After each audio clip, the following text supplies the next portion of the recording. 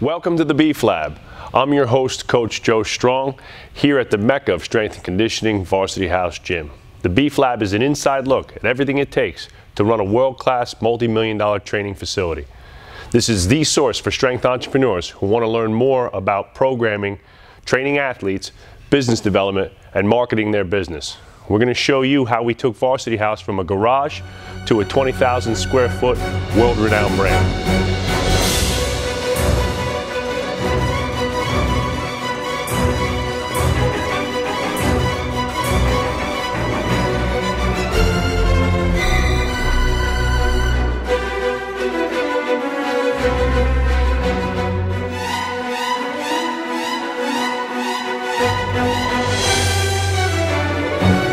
Hey everybody, Coach Joe here from Varsity House Gym. We're at the board. I'm in the boardroom today with my business partner and co-owner Dan Goodman. And today we're going to talk about creating your brand and how we created the vision of Varsity House and the whole plan of branding that image from start to finish. We're going to talk about everything we learned about empowering our employees and how our brand empowers our employees and creates a tribe of clients who are not just money clients, but fans of the gym who do most of the marketing and business development for us, and how we laid out that process from start to finish. So the first thing we're going to talk about today is creating the vision for your ideal business. And I think that's one of the areas when we talk to a lot of young gym owners and young people who are just starting in the business, they don't have a clear and distinct vision for what they want, what they really want to do. And that's who do you want to train, how do you want to train them, what do you want the atmosphere and feel of your gym to be like. And they kind of just like jump in head first and they start training anybody and everybody, and it's like a real mishmash of stuff, and that's something that we were really, I think we were pretty clear on right from the get-go. Like, we only want to do this, and let's just start with this, and then definitely in the beginning we sacrificed dollars in the beginning, saying, you know what, just to get our brand across to the community, we are not going to train any adults. We had no adult cross-training classes where it was just, hey, we are going to find athletes, we are going to find the contact sport athletes that we want to, portray ourselves as being the experts of, being their coaches and trainers. We want to find the football players, the hockey players. We want to find baseball players. We were training a lot of high-level tennis players. And then once we had created that atmosphere, we decided, okay, you know what? We can start to train the adult that wants to continue to train like an athlete, and people that identify themselves with, still being a weekend warrior type athlete. And, but at the beginning, I think it was imperative for us that we needed to establish that brand as being, the go-to guys to train like an athlete and to better oneself at their specific sport. Yeah, no question. So, the first thing you need to ask yourself is, who do you really want to train? And I think that's really important. So, everybody has like let's say a passion or a switch that's on. Like, they really get excited for certain types. And for us, it was athletes. We were both athletes. We were both huge jock chasers and huge fans of sports. And football was obviously our passion and love. And I love the grittiness of wrestling and MMA. I come from a pretty long and extensive martial arts background, so it was a natural fit to want to train those types of kids. And so creating an image or creating your ideal client really comes down to a couple things. Who do you want to train? So if it's an athlete, so if you know that you want to be in a performance center, an athletic center, then it's what are those athletes doing? What sports do you want to work with? Another thing within that realm too is like, all right, I know we're going to train sport athletes. I know we're going to train football players, baseball players, soccer, hockey, wrestlers, and things like that.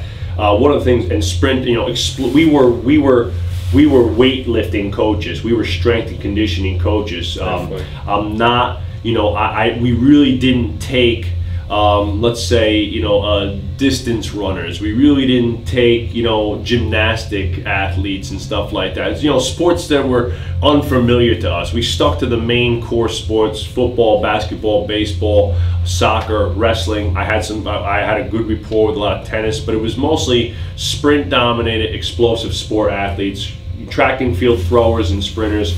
And then we started to go out and then we created a system. The system that we had was, strength training first. All athletes can better themselves by developing themselves, in the gym, and getting stronger led to being more explosive, which led to increases in speed, which led to increases in sport-specific ability. Which is something that we battled for sure when we first had people coming in. It was like, do you guys do speed and agility classes? It's like, well, yes, but everybody's going to be doing some sort of strength training. And we would get parents of student athletes would say, oh, well, we just want to do speed and agility.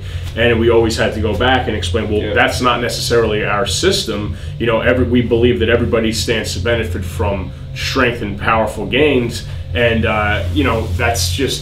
that's what we were, and that's what we believed. And again, we probably turned some people off when there really was that speed and agility, speed school craze that was 8 to 10 years ago. Sure, and so if you look back 10 years ago, the box gym, CrossFit had really just begun and was not even really a big name yet. The box gym thing was not where it is today, and because I think of like gyms like CrossFit and Joe DeFranco and Elite FDS and Westside Barbell kind of being the pioneers of those box gym strength centers, hadn't really caught on yet. So we were, in a sense, at the base of that game, and we really had to explain to parents a lot about our training system and how strength training and power development really was the base of speed and athletic ability. So, deciding who you want to train and how you want to train them are two critical aspects to being a gym. Some gyms, there are gyms, and we know a few who are Olympic weightlifting gyms, and they only train Olympic weightlifting, and Olympic weightlifters go there, CrossFitters go there, and people who are specialized in Olympic weightlifting. There are mobility gyms and people who are mobility experts, and you go to places that are known for restoration, rehab, and mobility work, and there's nothing wrong with that. I'm not saying that a strength gym like ours is better than those places. It's a piece of the puzzle, but you have to define your ideology. And I think that another thing that the problem that a lot of young gym owners have is they learn something, that becomes the law of the land, and then they learn something else, and then that becomes the law of the land, right. And then they learn something else, and then that becomes the law of the land, and they don't have a really defined ideology. It's very obvious when you walk through the doors here at Varsity House what we do. There is never an hour here where there aren't weights clanking and some kid, a 10-year-old, a 12-year-old, a 20-year-old, lifting weights, doing resistance training, and obviously it's going to be scaled towards their level, but we are a strength gym. That's what we do. We create strong, powerful, explosive athletes, and that are well conditioned and have tons of explosive power. Once we get to that point, then we can start working about detailed speed development, track and field speed, things like that. And it really depends on the athlete and the sport and what they do. So create your ideal client. Come up with a training system, even if it's just a base template for what you want to do training wise, is a great way for to get started. And then what do you want your gym to feel like? What do you want the atmosphere to be like is another aspect that I think people need to create. And it's like, are you going to if you're an adult gym and you're going to cater to women, right? You might not want to have nothing but free weights and chains hanging on the walls and pictures of Arnold all over the place. It might not be the best environment for women. If you're looking for women's fitness, if you're going to run a yoga studio, you're probably not going to have heavy metal, Megadeth and Metallica playing all the time. So creating the atmosphere that matches your client and your training system is another part of that process. And we knew that we wanted a collegiate style training facility that looked like and felt like the training facilities that we trained in college and that our athletes trained in high school and college. And that was power racks, platforms, free weights, a turf field, and a whole lot of branding badassery around the gym. And to your point with that, you know, that was the original mold. And, you know, it doesn't mean that, you know, a mother of 3 is not going to want to come and train in this environment, because we have hundreds of adults, and most of, you know, half of which are women, that are coming and training in this environment because they are attracted to, you know, the hardcore approach to training. But again, that brand and that model was built before we had them. You know, it was once upon a time, it was only athletes. You know, we were obviously in a much smaller space with a much lower overhead to worry about, but, you know, it's just, it's important to note that, you know, you can attract all different walks of life to one space, but you have to know that you know, your brand, you should be catering to one person. And that person to us was a young high school or college athlete that wanted to train in a badass environment and be as explosive and strong as possible. Yeah, I mean, you know, and you know, to that also, you know, now that we are a much larger business and we do have adults, the core ideology is still the same though. When a woman comes in here, it is, hey, we are going to strength train. You are going to work hard. This is what we expect from you, and it's no different than what we expect from our athletes. Now, the output might be different, the goals might be different. You know, an athlete might be looking to go play in the NFL. A woman might be just looking for weight loss. The tone of the session could also be different. Right, where, sure. You know, we have, you know, Mike Riley and you know Jason Foster and, you know, my brother Andrew Trombetti. Like, you know, the intensity is a bit different, where we are blasting, you know, it could be Rick Ross or Metallica, and we're getting after it, and it's hot as hell in the gym, you know, and it's going to be different than the 10 a.m. VFit, you know, that's, you know, with 20 adults, you know, I'm gonna lay off the blaring of Rick Ross, and, you know, the fans might be turned on a little bit higher, and, you know, the tone of my voice may be a little bit nicer. So right, exactly. You know, things change. Obviously. But that doesn't mean that the training system is the same. The training's hard. The training system you're coming here to work hard. You know, our women box squat, our women deadlift, our women bench press, they push the prowlers just like everybody else. They're doing IWTs. They jump rope. They jump rope. And the base ideology is the same. You're gonna, if you accept the fact that you're gonna walk through the doors and come train at Varsity House, you're gonna get after it. You're gonna sweat. It's gonna be hot. There's gonna be loud music, and you're gonna work your butt off. And you're gonna lift weights. Be uncomfortable. And you're gonna lift weights.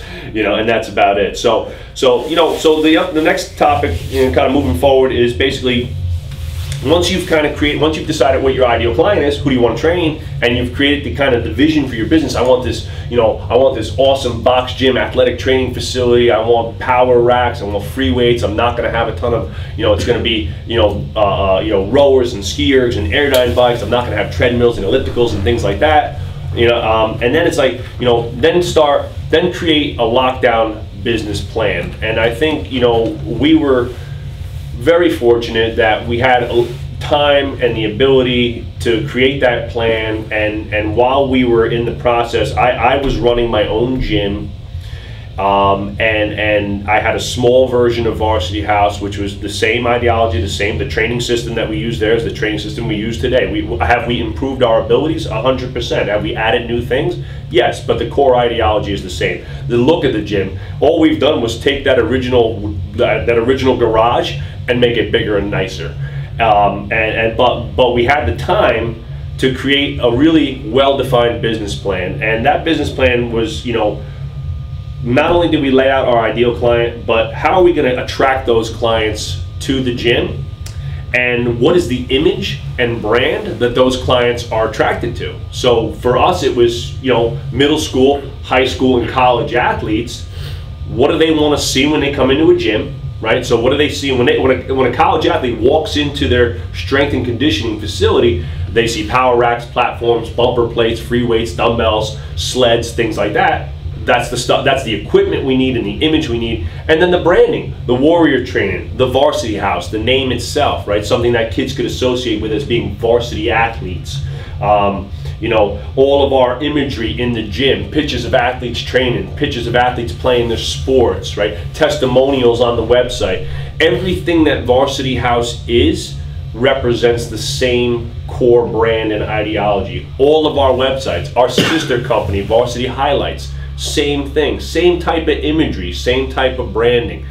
Everything funnels back to that core ideology. So, create a really locked down business plan and go through everything, your expenses, what your projection is, how much equipment you need, what equipment you need, who you're going to market to, and then go out and start laying out that process. And I think, fostering the brand also comes to living the brand. You get a lot of guys, if you're a businessman and you go into the gym business, a lot of those people fail because they are not truly passionate. They see an opportunity to make money and they're not truly living the brand.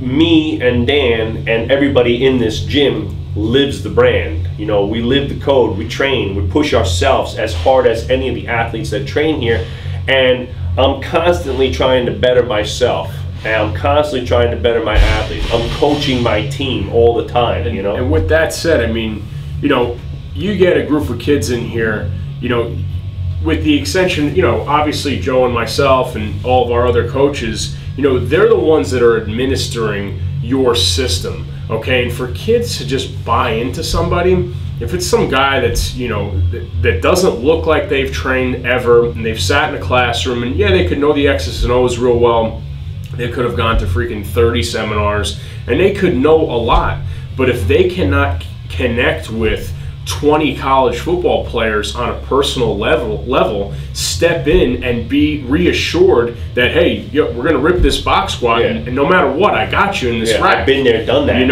I got you. You're not going anywhere, and you're cueing that athlete, and you're as fired up for that athlete to hit the lift as they are. They feed off that energy. If you're a small,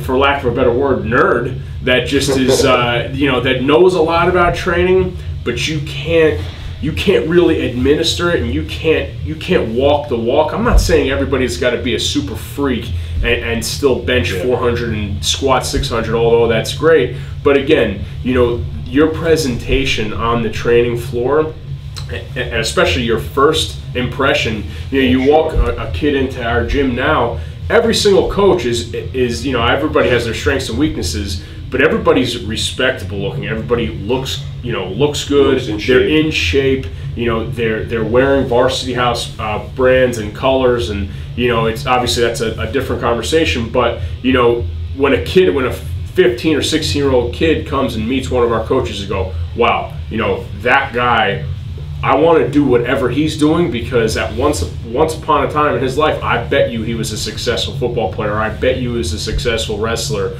or whatever it may be. So that's really a perfect example of that was like this past summer. We had the interns come in. We had Adam and those guys, and and unfortunately for them, they came in to see me one Saturday.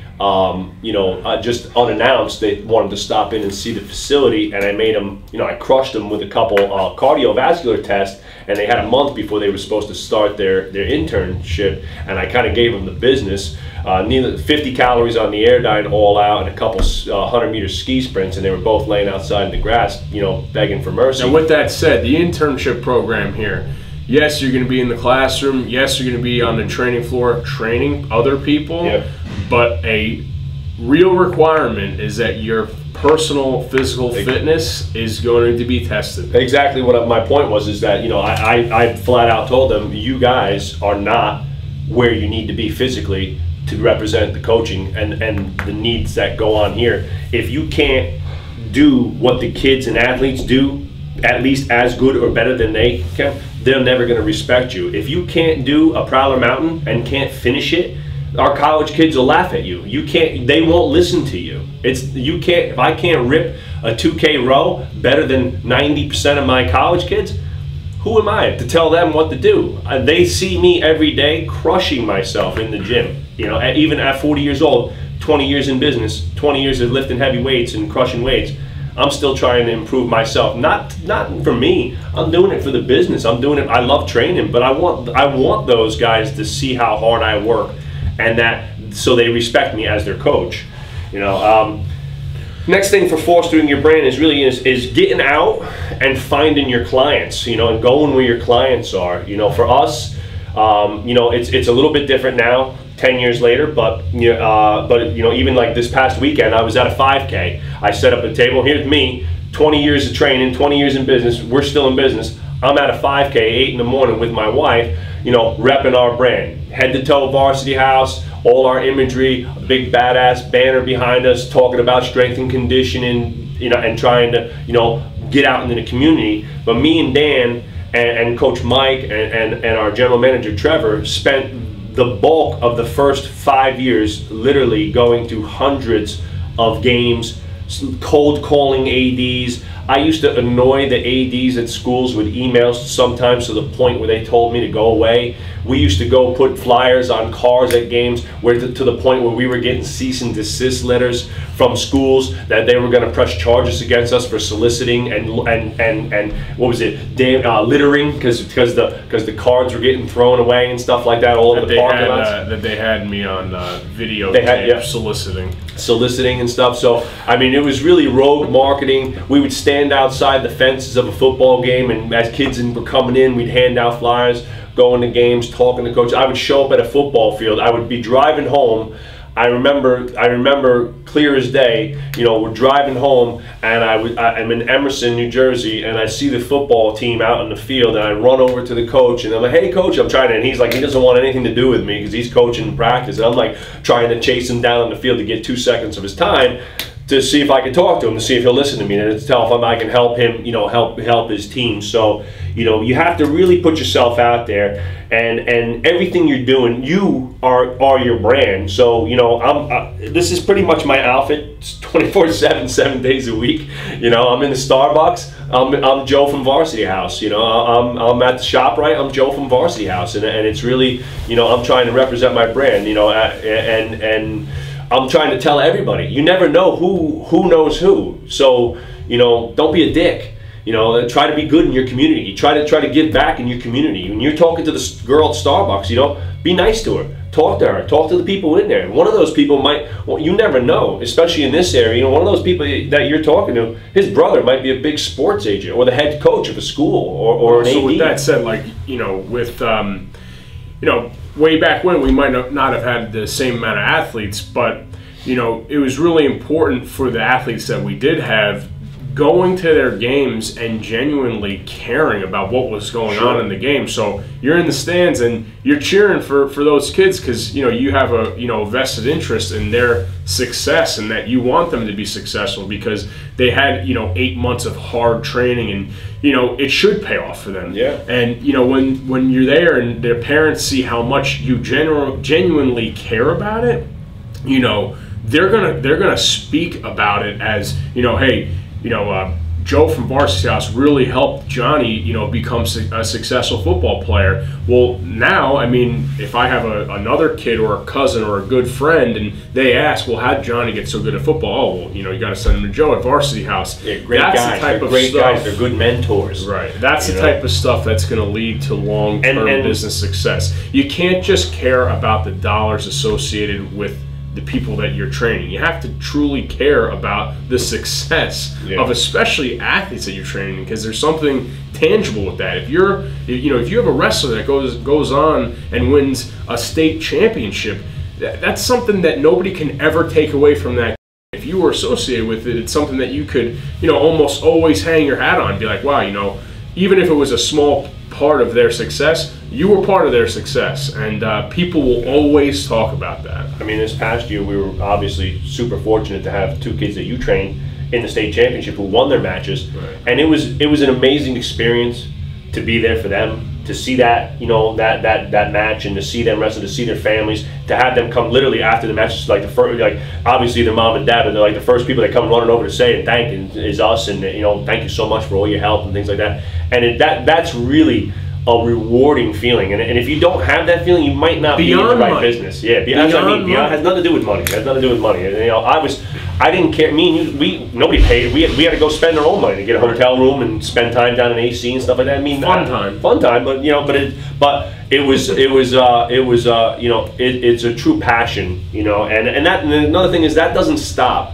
I think the problem, a lot of people that start sitting on their hands. So we're still going to games. We got a lot more kids now, so we can't go to every game, but we're still going to games. We're still doing events. We're still doing stuff in the community. We're still raising money for charities. We're still doing our huge strongman fundraiser every summer, our strongman challenge. And the thing is to that is that I believe that the guys that we have here, regardless if they found Varsity House Gym or not, or would be doing those things anyways. I still would be going to college football games. Yeah. I still would be going to local high school football games just to support the community. Yeah. I still would be going out and donating some time to local, charities and just anything that you could do. Get out in the community. If you're, a people person, you enjoy, other people's company, and you're going to do those things. So again, it's passion. It doesn't feel like work when I show up to, Old Tappan versus Demorest on a Friday night. It's not work. It's not work to go see, obviously my brother play with 4 other of his teammates train here, drive up 3 hours and 3 hours there, 3 hours back in the same day. It's not work. It's enjoyable. It's something that I'd be doing anyways. So branding is really the key the key takeaway from this is that branding is an ideology. You got to make sure that you, your staff, and everybody's associated with your brand, and your clients know exactly what you and your gym are all about. Don't tell them what they want to hear. Tell them what you are, and then find the people that believe that is the right thing for them. They're out there. You're not gonna attract everybody. If master of all trades, jack of all trades, master of none. You have to have something that you can hang your hat on that you are defined as and you are good at. We are the go-to football and sports performance training facility in our area, 100%. And in my eyes, one of the top training facilities in the country. We have an amazing training program, we have an amazing brand, we have an amazing group of coaches, and we get athletes results. And that's the key. And that is a belief that starts literally in our hearts and then exudes out to everything we do. If you believe in yourself and you believe in what you're doing, stick to it. Stay in the tunnel. Don't listen to the naysayers and haters, right? You're not doing it right if you're not getting sued for something, right? And you don't have haters, right? If you don't have trolls and haters on your Instagram and Facebook page, you're not doing something right. So ignore them and keep doing it right. Because if you got 10 kids who believe in you, it's working, and just keep spreading it and spreading it and spreading it. So the next thing is choose your friends wisely. So when I started, it was all me. So I was the only friend that I needed at that point, you know what I mean? So I really didn't have anybody to associate with, but as the business grew, I was by myself for 3 years training athletes in a little dungeon, right, in a little garage dungeon. And then it got to a point where, me and Dan had become really good friends and had started, contemplating some business development stuff with him and speaking to him and his family and stuff like that.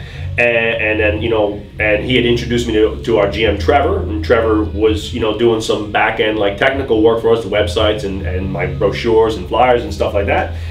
And we wanted to create a real business, because being by myself was great and I was making good money, but again, it's not a business. I'm just a guru by myself. I was very busy. I was training all day and night, and I wanted to create a real brand.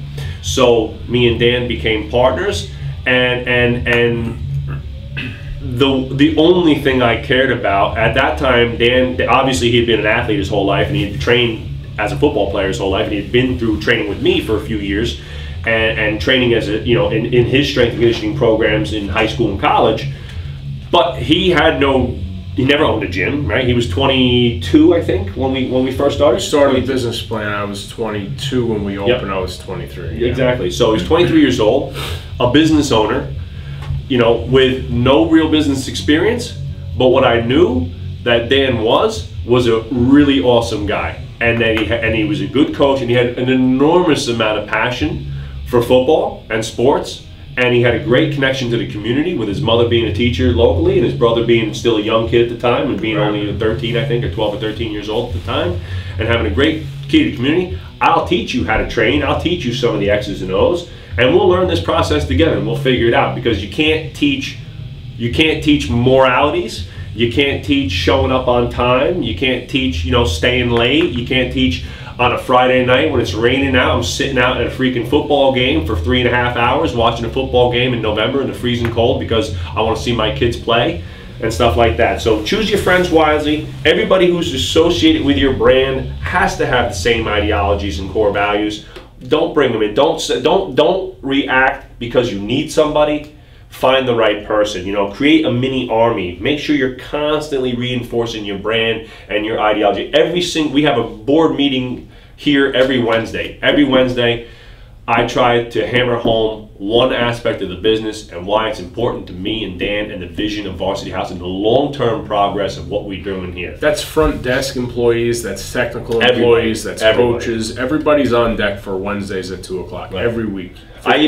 This morning I got here at 7 a.m. The cleaning staff is here. I even teased the cleaning staff about working out and hey, if you're gonna come here and train, if you're gonna come here and clean the gym, you got to be in shape, you know. And it's a joke, but you know, in a sense, it's not. You know, I want everybody who comes here to know what this place is about, to understand what we're trying to accomplish here. So, you know, choose your friends wisely. Make sure your staff, like we kind of said before, make sure your staff and everybody here can walk the walk, right, and can talk the talk. So, however you have to come up with some, you know, now we're not going to talk today about specific marketing plans and specific sales pitches and things like that, but there's a certain lingo that goes on here at Varsity House.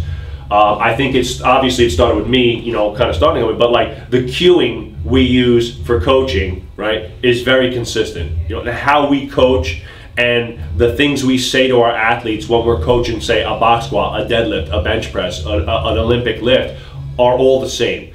Our sales process, our evaluation process is very consistent.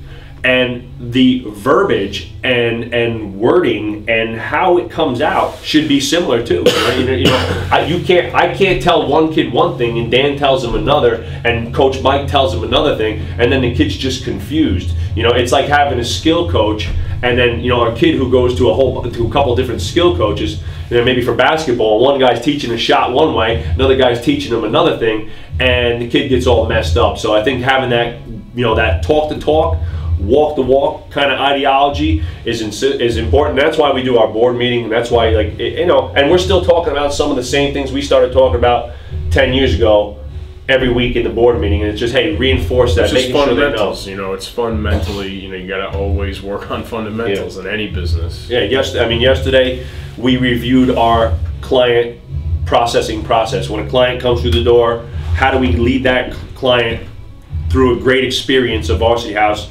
You know, bringing them in the gym, getting them into an evaluation, getting them into a training program, selling them that training program, and making sure that the follow-up and the results that they're getting is positive, and that their experience is positive, right? We've done that probably since we've been in this new gym for a year. We've probably done that same process 3 or 4 times at least. You know, at least once a quarter, to make sure that everybody is on the same page. And there's no different employees here. Everybody's the same. We're just making sure that, hey, let's just have a refresher on what we're doing here to make sure that our system is A, working properly, and B, everybody's saying the same things. And you can never be too prepared for a process like that. Next thing is, you know, I mean, I would say Dan is probably the best at this, you know, and you know, I was always more of the training guy and the technical training guy who ran the product itself and developed the product and kind of handled the back end, the finances and the accounting and the payroll and stuff.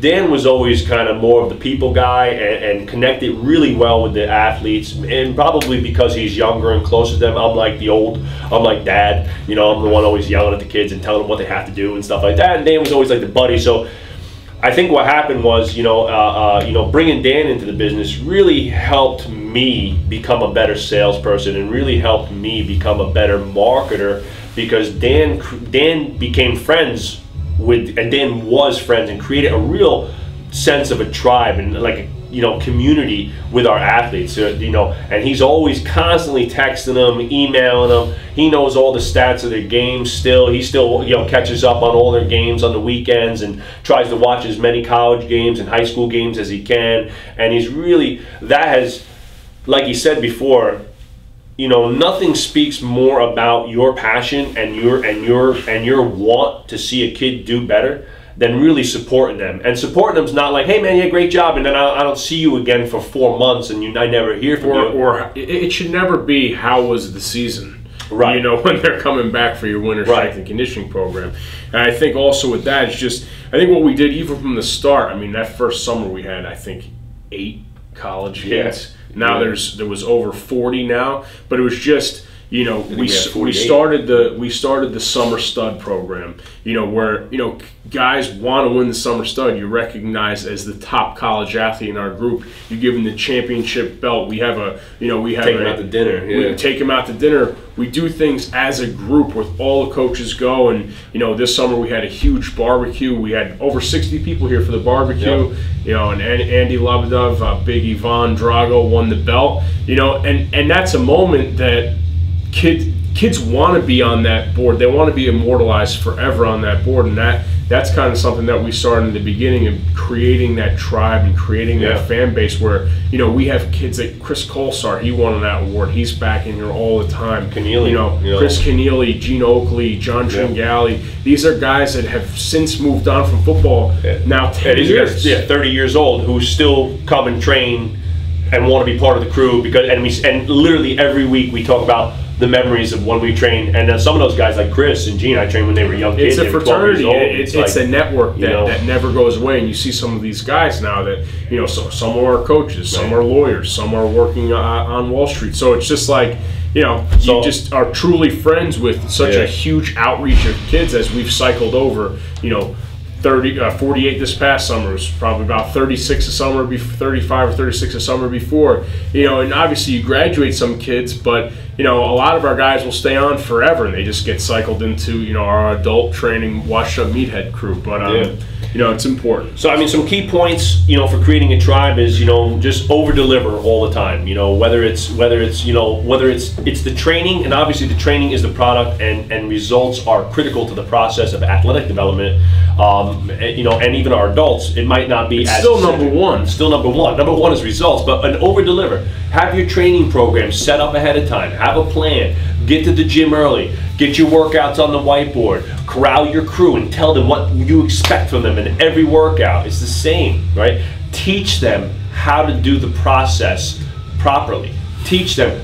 There's got to be one guy in a crew of athletes who's like the team captain, who really kind of buys in, who you could say, hey, you know, if you're working with another client, it's like, hey, get the crew warmed up, get everybody going, get everything on the jump ropes, and you have to create, you know, that little, like, that team of micromanagers by over delivering all the time and taking kids aside and showing them specifically how to do certain things, and constantly giving them, you know, I'm downstairs, you know, Trevor, our GM, busy as hell. He's downstairs, we're running our transformation. He's downstairs making shakes, talking to clients, helping out the front desk girls, making sure everybody's getting processed, making sure nobody's standing there waiting 10 minutes for a shake, or if they need to you know, renew their account and stuff like that. And it's just constant giving. I'm emailing people. I'm spending extra time stretching some of the women because the backs are tight, or stretching the athletes. I can't tell you how many free training sessions, you know, in the last 10 years that we've given away. It just comes back to caring. You know, you gotta care.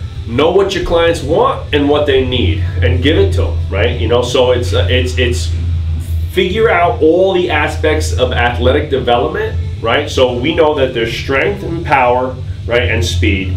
We know that there's mobility, flexibility, and restoration. And we know that there's nutrition, and there's a mental aspect of it. There's confidence and the ability.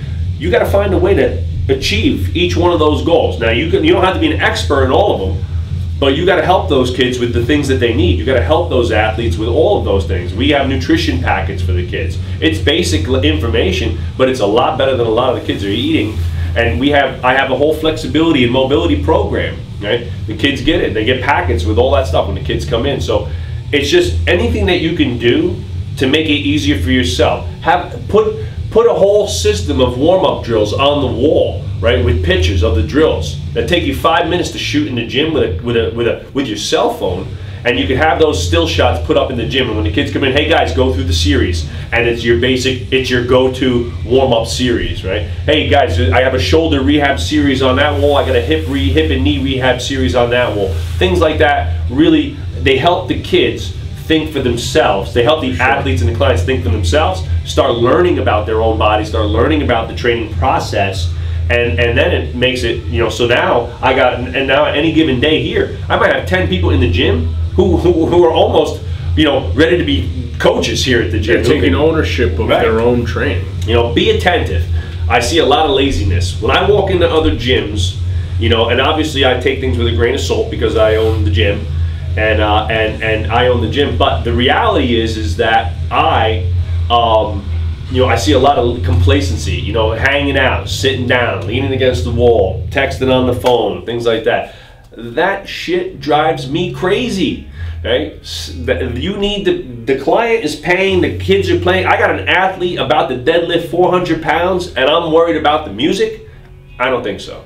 You got to get in the zone. You got to stay attentive. You got to be and being attentive not only in the training, but being attentive to the needs and wants of your clients. You know, are the training sessions going well? Are they getting results? How does their body feel? You know, how many times do we ask kids, "How you feeling today?" You should always ask everybody before any session. Anybody feeling anything that they shouldn't be? You know, anybody's knees bothering them? You know, hey, because most kids or adults, they just don't speak up. So you know, you could start a training session and somebody's like, "Oh, my back's killing me." Well, why didn't you tell me when you started? It's your job to get that information before the session. So be attentive. Create a checklist for yourself and your trainers as to how your training sessions want to go and the key and critical components that you believe in as a facility and a gym that are critical to your process. You know, for us, we know we're going to be lifting weights. We know the warm-up process is essential to getting kids and athletes ready to lift weights. So we have an entire process built around getting ready to lift weights. You know, and speaking of being attentive too, make sure that you have a logbook of your training clients. Yeah. That you know, look, it's impossible now to remember what everybody's doing off the top of your head. I don't care how smart you are. Write things down. You know, obviously your program can be pliable where, certain things are going to need to bend according to how your athletes are feeling.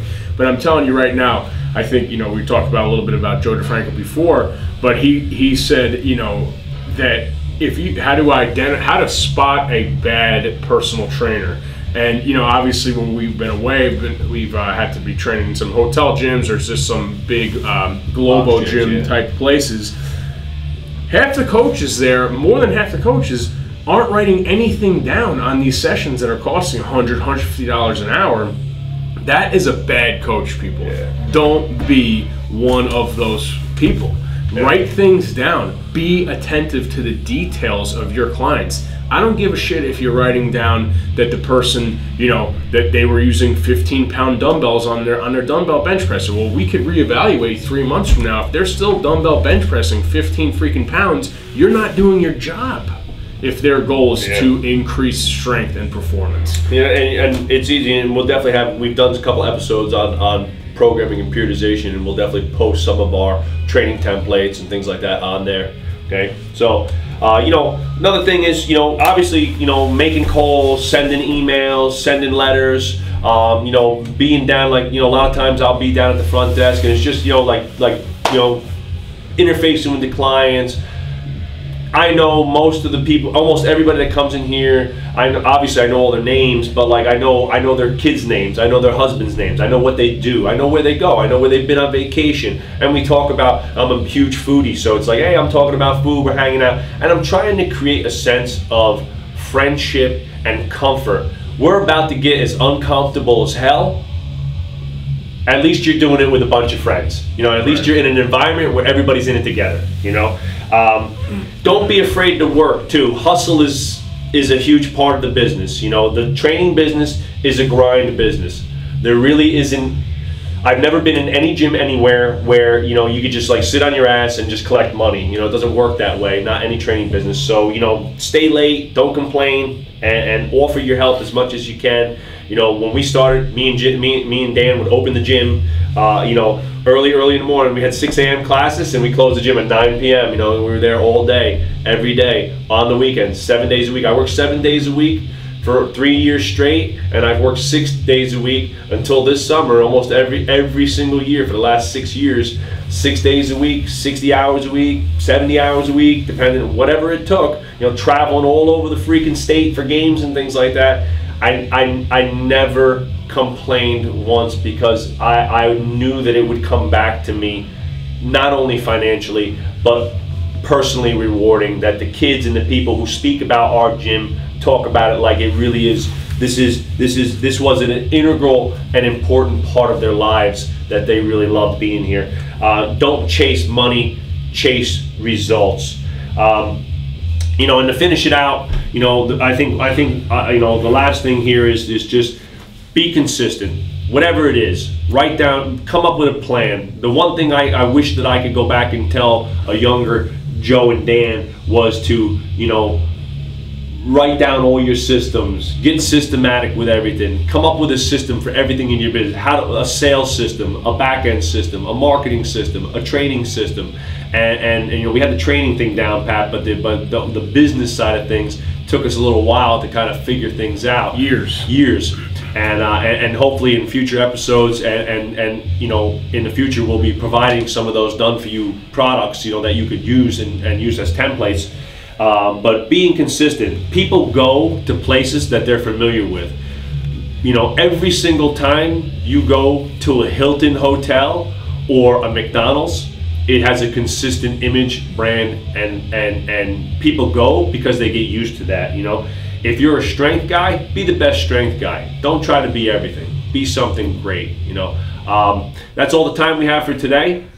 Thank you all for watching. I appreciate it. Hey, if you like what you saw today, please, you know, click on the button below, give us a 5-star rating on iTunes, and share us with your friends, and drop us a comment if you have any questions regarding the business of strength and conditioning and/or programming. Feel free to contact us. Thank you, Dan, for helping me out. And thanks, being guys. A badass partner as always, and we'll see you next time on the Beef Lab.